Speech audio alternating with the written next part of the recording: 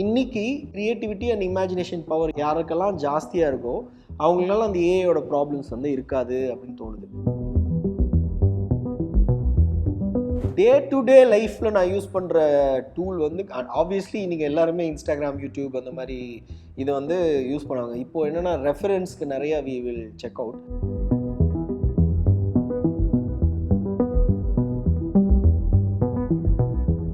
மொத்த கான்டென்ட்டையும் நம்ம ஒரு சாட் ஜிபிடி கிட்டையோ இல்லை இதுகிட்டையோ கொடுக்கறது வந்து அது நீங்கள் உங்களை இழக்கிற மாதிரி ஒரு what ever it is, human minds are the best. So நான் சொல்ல வரது என்னென்னா, அதுக்காக நீங்கள் டெக்னாலஜி விட்டுறணும்னு சொல்ல வரல. டெக்னாலஜி வந்து நீங்கள் யூஸ் பண்ணணும்.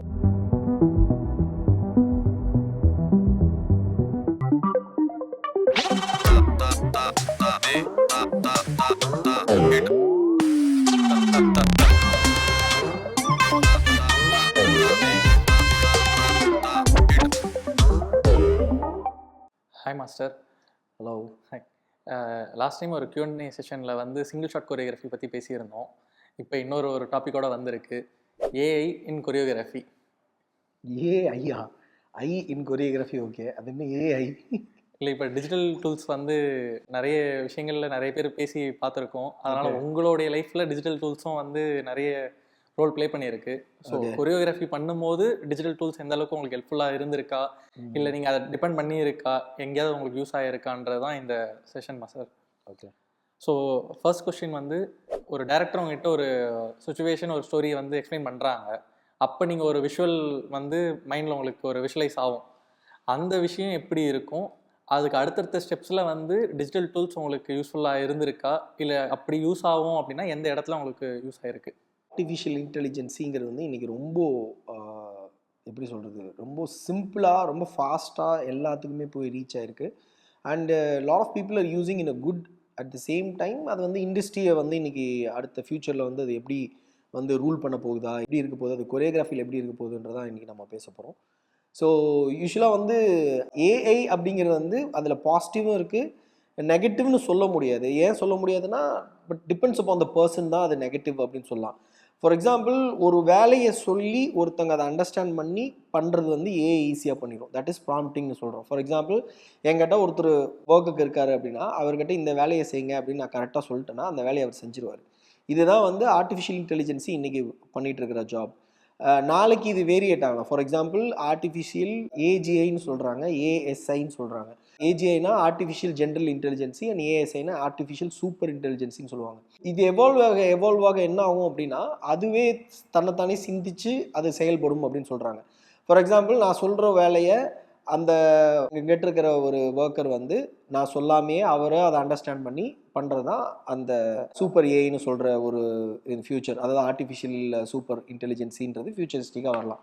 அண்ட் இது கொரியோகிராஃபிலையும் அதே மாதிரி தான். ஃபார் எக்ஸாம்பிள், எனக்கும் டான்ஸர்ஸ்க்கு இருக்கிற ஒரு ரிலேஷன்ஷிப் எடுத்துங்களேன். இந்த டான்ஸ் வந்து நான் ஒரு கொரியோகிராஃபியை க்ரியேட் பண்ணுவேன். அதை வந்து ஒரு அசிஸ்டன்ட் கொரியோகிராஃபர்ஸ் இருப்பாங்க, அவங்களுக்கு நான் சொல்லிக் கொடுப்பேன். அவங்க வந்து அந்த டான்ஸர்ஸ் கிட்ட சொல்லிக் கொடுப்பாங்க.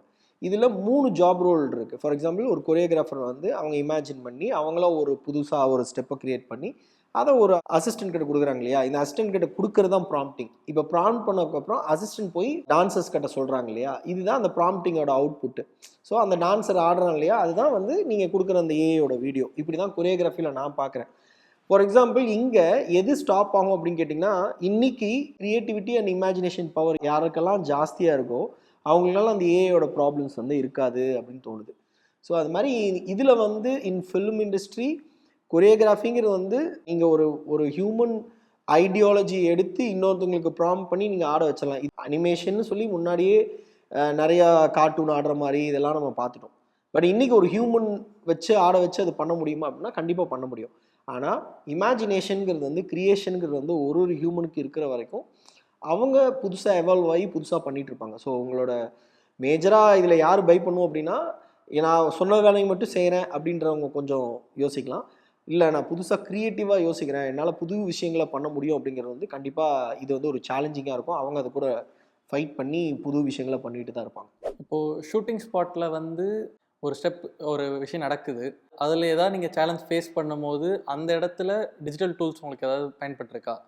டிஜிட்டல் டூல்ஸ் பயன்பட்டிருக்கா அப்படின்னா எனக்கு அந்த கேமரா ஆங்கிள்ஸ் அண்டு லென்ஸ் வேரியேஷனுக்காக சில டூல்ஸ் யூஸ் பண்ணுவோம்.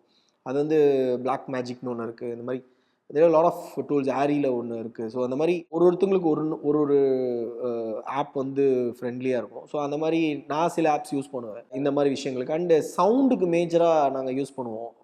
AUDIPO அப்படின்னு இருக்கும், அவுடிப்போ அப்படின்னு சொல்லிட்டு. அது வந்து என்னென்னா அந்த இப்போ நாகராலாம் அந்த டைமில் யூஸ் பண்ணுவாங்க. அது ரொம்ப ஒரு ட்ரெடிஷ்னலான ஒரு விஷயம். அதில் ரொம்ப அக்யூரேட்டாக இருக்கும் சவுண்டிங்லாம்.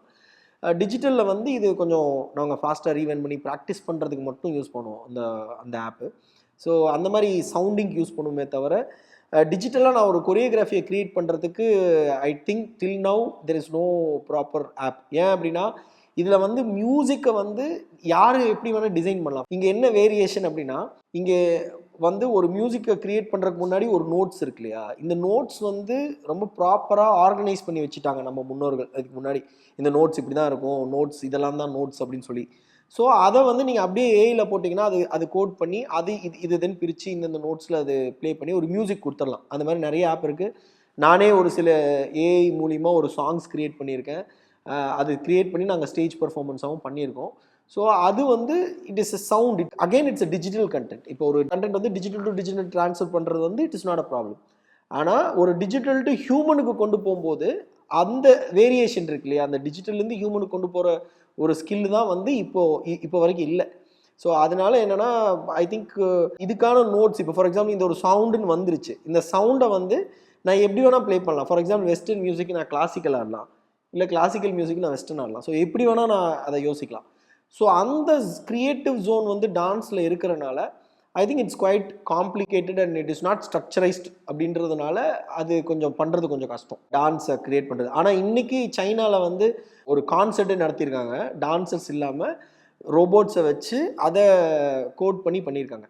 பட் இருந்தாலுமே அதை இந்தந்த மூமெண்ட்டில் இது நவரணுன்றது வந்து மேபி மோஷன் கேப்சர் மாதிரி டூல்ஸ் இருக்கும், அதை வச்சு அவங்க ட்ரை பண்ணியிருக்கலாம். ஃபார் எக்ஸாம்பிள் நம்ம ஜீன்ஸ் படத்துல எல்லாம் பார்த்தோம் இல்லையா, அந்த மாதிரி.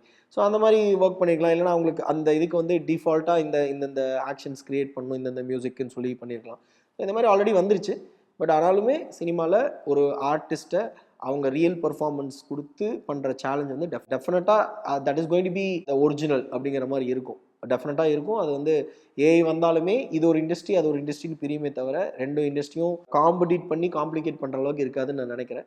என்னோட தாட் இது. அண்ட் ஆல்சோ இன்னொரு விஷயம் அதில் என்னென்னா, என்னதான் இன்றைக்கும் நம்ம மெஷின் மேடு எவ்வளோ இருந்தாலும் ஹேண்ட்மேட் அண்ட் ஹியூமன் மேடுக்கான ஒர்த் இன்றைக்குமே இருக்குது. ஃபார் எக்ஸாம்பிள் நீங்கள் ஒரு சாரியை வந்து மெஷினில் பண்ணி எடுத்த சாரியும் ஹேண்ட்மேடில் எடுத்த சாரியோ ஆகட்டும், அதுக்கான விலையும் அதுக்கான மதிப்பும் எப்போவுமே இருக்கும்.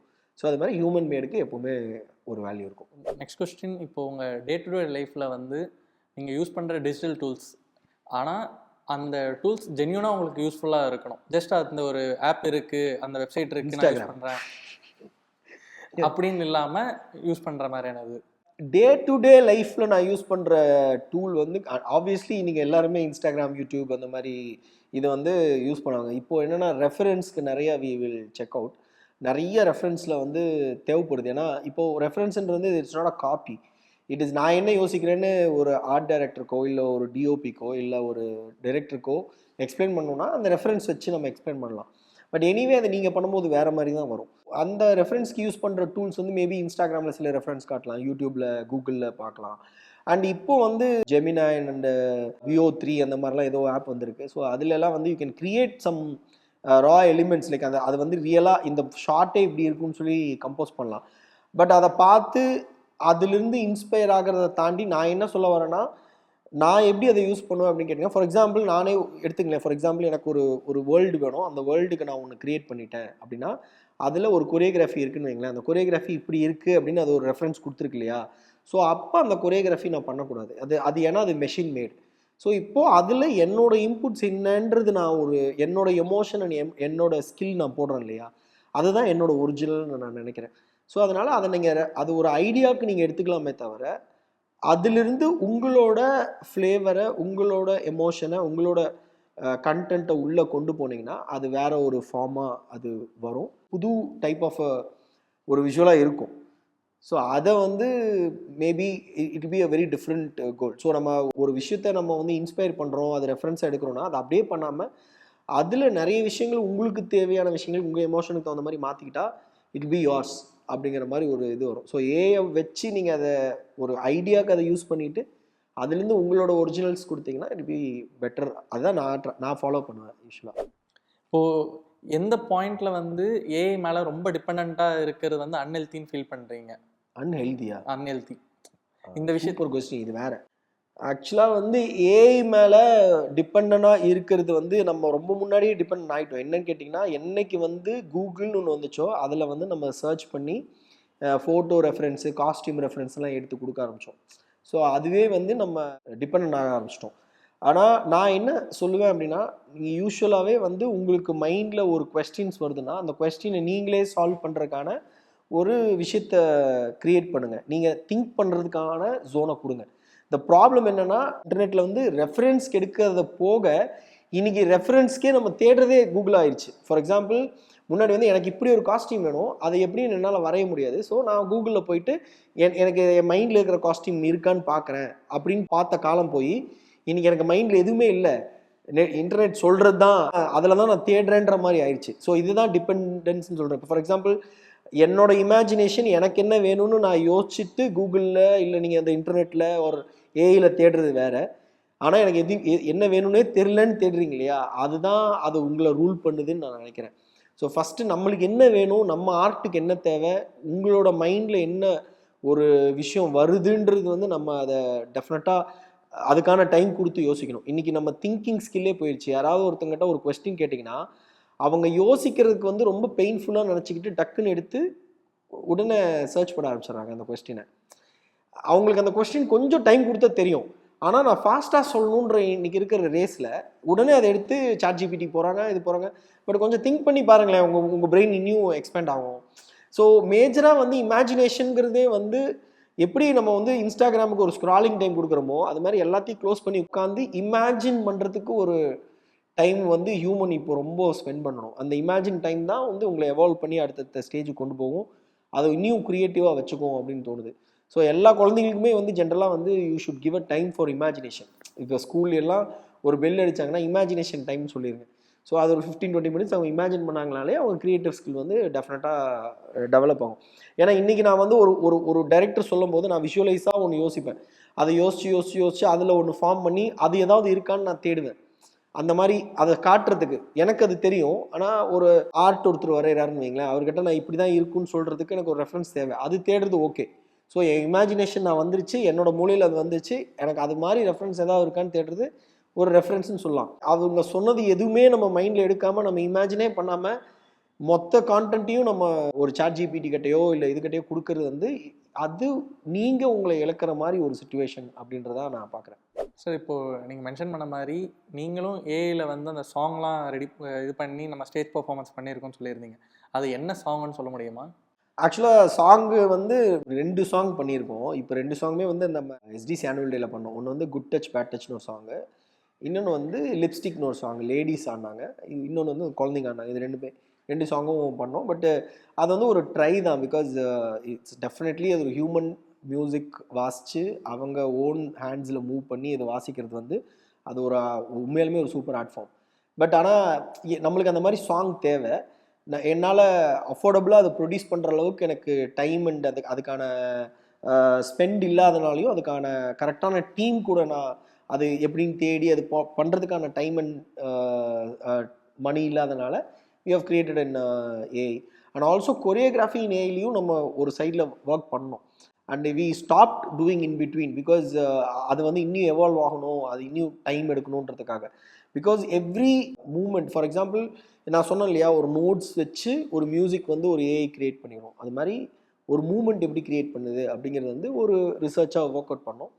அதில் எங்களுக்கு கிடைச்ச ஃபஸ்ட்டு விஷயம் என்னென்னா, நார்மலாக ஒரு மியூசிக் எந்த இன்ஸ்ட்ருமெண்ட்டை நீங்கள் வந்து ப்ளே பண்ணாலும் அந்த இன்ஸ்ட்ருமெண்ட் வந்து நார்மலாக ஒரு இடத்துல அந்த இன்ஸ்ட்ருமெண்ட்டை நீங்கள் டேப் பண்ணிட்டே இருந்தீங்கன்னா ஒரே சவுண்ட் தான் வரும். அந்த இன்ஸ்ட்ருமெண்ட் ஒரு இடத்துலேருந்து இன்னொரு இடத்துக்கு, ஃபார் எக்ஸாம்பிள் கிட்டார் எடுத்திங்களேன், கிட்டார் வந்து ஒரே நோட்டில் நீங்கள் கை வச்சுட்டு நீங்கள் ப்ளே பண்ணிங்கன்னா அதே சவுண்ட் தான் வந்துட்டுருக்கும். பட் அந்த நோட்ஸ் நீங்கள் மூவ் பண்ண அந்த ஹேண்ட் மூவ் பண்ண அந்த சவுண்ட்ஸ் வேரியேட் ஆகிட்டே இருக்கும். இதான் நம்ம வந்து மியூசிக்னு சொல்கிறோம். இன்ஸ்ட்ருமெண்ட் வாசிக்கிறவங்களோட அந்த ஆக்ஷன்ஸ் எப்போ ups and downs right and லெஃப்ட்னு மூவ் ஆகுதோ அதில் ஒரு சவுண்டு ப்ரொடியூஸ் ஆகுது, ஒரு மியூசிக் ப்ரொடியூஸ் ஆகுது. ஸோ இந்த மூமெண்ட்டையும் அதுக்கான எக்ஸாக்ட் பாடி மூமெண்ட்ஸையும் அனலைஸ் பண்ணி ஒரு டேபிள் ஃபார்ம் பண்ணோம். அதுக்கான ஆர்டிஃபிஷியல் இன்டெலிஜென்ஸ் ஒர்க்கிங் அண்ட் கொரியோகிராஃபிக்கான ஸ்கில் இன்னும் இங்கே ஒர்க் பண்ணுன்றதுக்காக நாங்கள் அதுக்கான ரிசர்ச் போயிட்டுருக்கு. But whatever it is, human minds are the best. So நான் சொல்ல வரது என்னென்னா, அதுக்காக நீங்கள் டெக்னாலஜி விட்டுறணும்னு சொல்ல வரல. டெக்னாலஜி வந்து நீங்கள் யூஸ் பண்ணணும், உங்களை டெக்னாலஜி யூஸ் பண்ணிடக்கூடாதுன்றது தான் சொல்கிறேன். இந்த இன்ஃபர்மேஷன்ஸ் எல்லாம் உங்களுக்கு பிடிச்சிருக்குன்னு நினைக்கிறேன். இன்னும் கொரியோகிராஃபிலையோ இல்லை டான்ஸ்லையோ ஃபிலிம் இண்டஸ்ட்ரியோ you have any doubts, please comment பண்ணுங்கள். அண்ட் இந்த வீடியோஸை ஷேர் பண்ணுங்கள் அண்ட் சப்ஸ்கிரைப் பண்ணுங்கள். Thank you so much.